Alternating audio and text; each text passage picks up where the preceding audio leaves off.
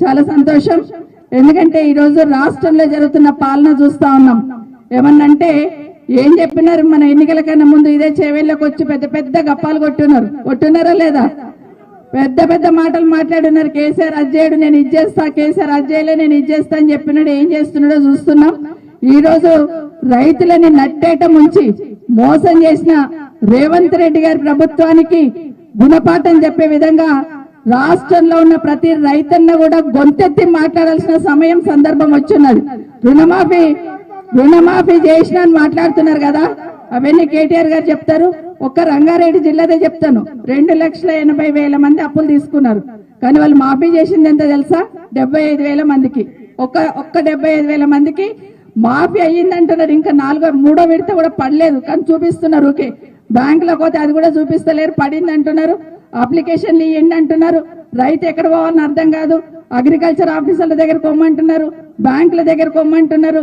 ఇంతకుముందు ఎప్పుడన్నా కేసీఆర్ 2 సార్లు రుణమాఫీ చేసిండు కదా, ఒక్క దగ్గర అప్లికేషన్ పెట్టుకున్నామా?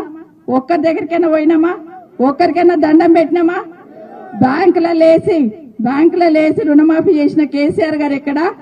తను ఈరోజు చేయనికే చేతగాక అప్లికేషన్లు పెట్టుండి ఆఫీసర్ల చుట్టూ తిరుగుండి అని మాట్లాడుతున్న రేవంత్ రెడ్డి ఎక్కడ? చూడండి, ఒక్కసారి ఆలోచించండి. ఈరోజు మా జర్నలిస్ట్ సోదరులు ఇక్కడే ఉన్నారు. ఈరోజు రేవంత్ రెడ్డి గారి ఊరికి ఒక 2 లేడీ జర్నలిస్టులు పోయి ఉన్నారు. ఏమని అంటే మొత్తం మాఫీ అయిందంటున్నావు కదా, మరి నీ ఊళ్ళోనే అయ్యిందా లేదో చూసొద్దామని ఆ ఊరికి పోయిండు. 2 ఆడబిడ్డలు పోయిండ్రు కెమెరాలు తీసుకొని. ఊళ్ళో అందరు చెప్తున్నారంట, బిడ్డ నాకు కాలేదు అని చెప్తా ఉంటే ఊర్లో ఉన్న కొంతమంది వచ్చి ఒక 50-60 మంది మగవాళ్ళు వచ్చి అసభ్యంగా ఆ మహిళా జర్నలిస్ట్ పట్ల ప్రవర్తించిన తీరు ఏదైతే ఉందో నిజంగా సభ్య సమాజం తలదించుకునే విధంగా ముందు ఆ దాడిని ఖండిద్దాం. రేవంత్ రెడ్డి గారు, నీ ఇంటి ముందు నువ్వు పుట్టిన నీ ఇంటి ముందు 2 లేడీ జర్నలిస్టుల మీద దాడి జరుగుతా ఉంటే కావాలని ఈ రోజు వాళ్ళను ఎంత అసభ్యంగా తిట్టుకుంటూ మీరెందుకు వచ్చిండ్రు ఇక్కడికని వెనకనేమో మాట్లాడే వాళ్ళు మాట్లాడుతున్నారంటే ఆ బిడ్డలు ఏమన్నారు? మన కోసం వచ్చిండ్రు, మన కోసం అడుగుతున్నారు కదా అంటే ఇష్టం వచ్చినట్టు దాడి చేస్తున్నారు. నిజంగానే అందరికి రుణమాఫీ చేసి ఉంటే రేవంత్ రెడ్డికి భయం ఎందుకు అని అడుగుతున్నా.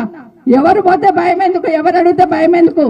కానీ ఈ రోజు రైతు రుణమాఫీ కాలేదు. ఇదే కాదు, ఒకటి అర్థమవుతుంది ఏంటంటే ఎవరన్నా గట్టిగా అడిగితే, ఎవరన్నా గట్టిగా మాట్లాడితే వాళ్ళని వ్యక్తిగతంగా తిట్టడం, వ్యక్తిగతంగా మాట్లాడడం, నోరిప్పితే కేసీఆర్ గారి మాట లేకుండా రానే రాదు. ఈయనకు కేసీఆర్ గారిని తిట్టకుండా పొద్దే గడవదు. కేసీఆర్ గారి తండ్రి లాంటోడు, ఆయనను పట్టుకొని ఎన్ని మాటలు మాట్లాడుతున్నాడు 8 నెలల్లో మనం చూస్తున్నాం. ఏమడుగుతున్నారు కేసీఆర్ గారు? బాగా పాలన చేయి, ప్రజలకు మంచి పాలన అందించు, నాకన్నా బాగా చేస్తాను కదా నువ్వు కూడా చెయ్యి అన్నారు. దానికి నోటికి వచ్చినట్టు మాట్లాడుతున్న మాటలు మీరందరు వింటూ ఉన్నారు. ఈరోజు తెలంగాణ తల్లి విగ్రహాన్ని సెక్రటరియట్ లో పెట్టమని కేసీఆర్ గారు మన పార్టీ తరఫున అడిగితే రేవంత్ రెడ్డి ఏం మాట్లాడుతున్నాడు విన్నారు కదా. మాట్లాడిన మాటలేనవి, మాట్లాడొచ్చా? ఒక్కసారి ఆలోచించమని కోరుతా ఉన్నాను. ఎందుకంటే కేసీఆర్ గారు నిశానా చెడిపేస్తాడు కదా, కేసీఆర్ని తిట్టుకుంటూ పోతే ఆ నిశానా చెడిపోతుంది అనుకుంటున్నట్టున్నాడు. సూర్యచంద్రులు ఉన్నంత కాలం, తెలంగాణ అనే వర్డ్ ఉన్నంత కాలం కేసీఆర్ గారి పేరు ఉంటుంది.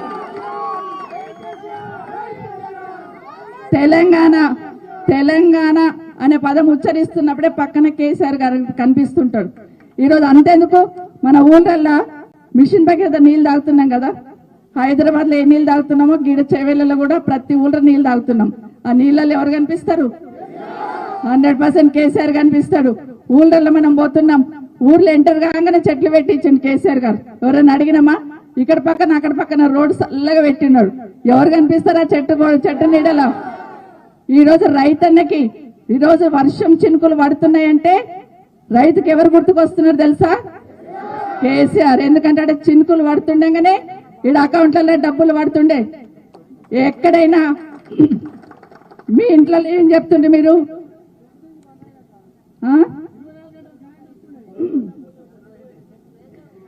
ఫోన్లో టింగ్ టింగ్ అనగానే ఇంట్లో ఏం చెప్తుండ్రి మా మర్దన్లకో మా అమ్మలకో, ఇగో కేసీఆర్ పైసలు పడ్డాయే పోయి రేపు బ్యాంకులో తెచ్చుకుంటాం అంటుండ్రి అనుకుంటా. ఇప్పుడు ఆ టింగు టింగు లేనే లేవు ఫోన్లో. బ్యాంకులకు వెళ్ళొచ్చే టింగులు లేవు, ఇప్పుడు బయటకు వెళ్ళొచ్చే టింగులు ఉన్నాయి. అప్పు చేసినాడు అడుగుతున్నాడు, అప్పు ఇచ్చినాడు అడుగుతున్నాడు, జల్ది కట్టు అని. కడతాడుగా రేవంత్ రెడ్డి, ఇస్తాడుగా కడతామని చూస్తున్నారు, కానీ మొత్తానికి మోసం చేస్తున్నాడు. ఖచ్చితంగా ఎన్నికలు అప్పుడు ఏ హామీ అయితే ఇచ్చినావో ఒకసారి కాదు, నేను అనుకుంటాను వెంకటేశ్వర స్వామి చాలా గొప్ప మహిమగల్లోడు కదా, తప్పించుకున్నాడు ఆయన ఒట్లు పెట్టకుండా. ఇక్కడ నుండే పోయిండు కానీ తప్పించుకున్నాడు. బాబాయ్ నువ్వు నా దగ్గరికి రాకు, నా మీద ఓట్టయ్యకు నాయన, నా దగ్గర చాలా మంది పేదోళ్ళు వచ్చి ఇండే మీటింగులు పెట్టుకుంటారు, వాళ్ళకి మంచి చేయాలంటే నా దగ్గరికి రా. మీరు నిజంగానే కదా ఎక్కడెక్కడ ఒట్లు పెట్టుకుని కానీ దేవుడు రానియలే, పక్కకి వెళ్ళిపోతుంటే కూడా. కాబట్టి ఈరోజు దేవుళ్ళ మీద ఒట్లు పెట్టిండు, మోసం చేసిండు అనేది వాస్తవమా కాదు ఒక్కసారి ఆలోచించండి. డిసెంబర్ 9 అంటివి, 9 వాయి అన్ని వాయి, ఆఖరి కూడా అన్ని వేసినా అని చెప్పి ఎంత వేసిండు ఎంత ఇచ్చిండు అనేది మన కేటీఆర్ గారు చెప్తారు మీకు అందరికీ. కానీ మనం అందరం కూడా గ్రామాలలో మనం ఇంకొక పని చేద్దాం.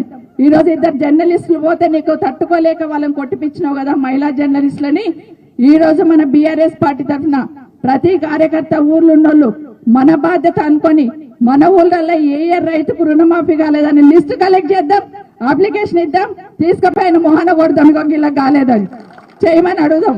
ఎందుకంటే ఇక్కడికి వెళ్ళి పోతుంటాడు కదా చెవెళ్ళ మీదకెళ్ళి, ఆ గుట్ట కాడ పెడదాం, ఆడ వచ్చి ఇవి తీసుకుపోయి నేను అప్లికేషన్లు ఇటు ఇంద్రారెడ్డి విగ్రహం కాడ పెట్టినాం కుప్ప తీసుకొని పోయి మళ్ళీ మాఫీ చేయని చెప్పుదాం. కాబట్టి అది చేద్దాం ఇప్పుడు వారం 10 రోజులలో. మీకు అందరు కూడా ఇప్పుడు రాడిగా మనం కుప్ప పెట్టుకొని కూర్చుంటామని, ఇప్పుడు రాడి ఇట్లకెళ్ళి ఓడనుకుంటే. ఎందుకంటే అయ్యా సబితక్క చెప్పింది ఇంద్రన్న విగ్రహం కాడ పెడతాను, కుప్ప గిట్టు ఉందా చూడండి, లేకపోతే వస్తా, లేకపోతే అట్లకెళ్ళి పోతా అంటాడే మళ్ళీ చూడండి ఇక. కాబట్టి ఇదంతా కూడా ఎందుకు చెప్తున్నా అంటే ఆషామాషి కాదు, ప్రతి రైతుకు రుణమాఫీ అయ్యేంత వరకు బీఆర్ఎస్ పార్టీని వదిలిపెట్టదు, రైతన్న వదిలిపెట్టడని ముఖ్యమంత్రి గాని ప్రభుత్వాన్ని మరొకసారి హెచ్చరిస్తూ ప్రతి ఒక్కరం కూడా ఈ రోజు రైతన్నల కుటుంబాలకి అండగా ఉండాల్సిన మనం అందరం కూడా రైతు కుటుంబాల నుండి వచ్చిన వాళ్ళమే.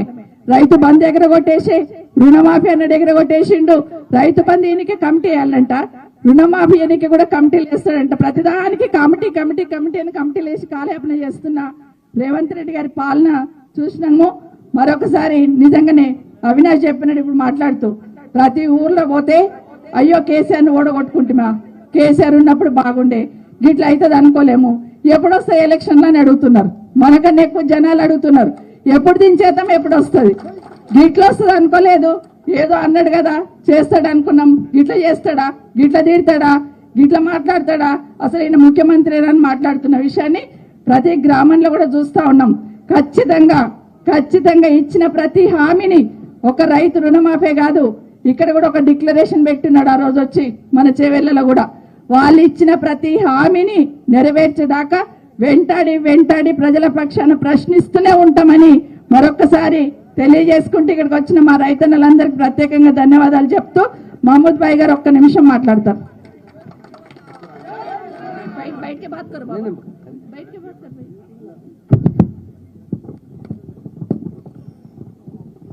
ఈ రోజు రైతు మీద అన్యాయం జరుగుతుంది. రుణమాఫీ మాఫ్ చేస్తా అంటే మాఫ్ చేయలేదు. ఈ కాంగ్రెస్ పార్టీ రైతు ద్రోహి పార్టీ అంటే కాంగ్రెస్ పార్టీ. ఈ ప్రోగ్రామ్ లో మా సదర మొహతరం honourable working president, dynamic leader, ఈ రంగారెడ్డి ఎట్లా అయింది, ఇండియాలో నంబర్ 1 స్టేట్ అయింది, నంబర్ 1 డిస్టిక్ అయింది, తెలంగాణ నంబర్ 1 డెవలప్ చేసిన లీడర్ మా కేటీ రామారావు గారు, మా వర్కింగ్ ప్రెసిడెంట్ గారు ఉన్నారు. మీ డైనమిక్ మినిస్టర్ సబితా ఇంద్రారెడ్డి గారికి, మా షమ్మీపూర్ రాజు ఎమ్మెల్సీ గారికి, కార్తిక్ రెడ్డి గారికి, నరేందర్ గారికి, వేదిక మీద అందరికీ, ఈ ప్రోగ్రామ్ లో వచ్చిన ఫార్మర్స్ కి, ఆ మీడియా మిత్రులకు అందరికీ పేరుతో నమస్కారము, సలాము. ఇండియాలో ఒకటి లీడర్ ఉన్నారు, కేసీఆర్ గారు ఉన్నారు. ఫార్మర్ కు సహాయత ఇచ్చిన లీడర్ కేసీఆర్ గారు ఉన్నారు. ఎవరిచ్చినా 14 సంవత్సరాలు మూవ్మెంట్ చేసిన తెలంగాణ కోసం తీసుకొచ్చిన లీడర్ కేసీఆర్ గారు ఉన్నారు. ఎందుకు ఫార్మర్ కోసం తీసుకొచ్చిన. ఫార్మర్ ఇంత ముందు చాలా ఫార్మర్స్ ఏం సూసైడ్ చేస్తున్నారు, లోన్ పాస్ చేయలేదు, కరెంట్ ఇవ్వలేదు. మోదీ గారు ఏం చెప్పారు ఫార్మర్స్ లో అంటే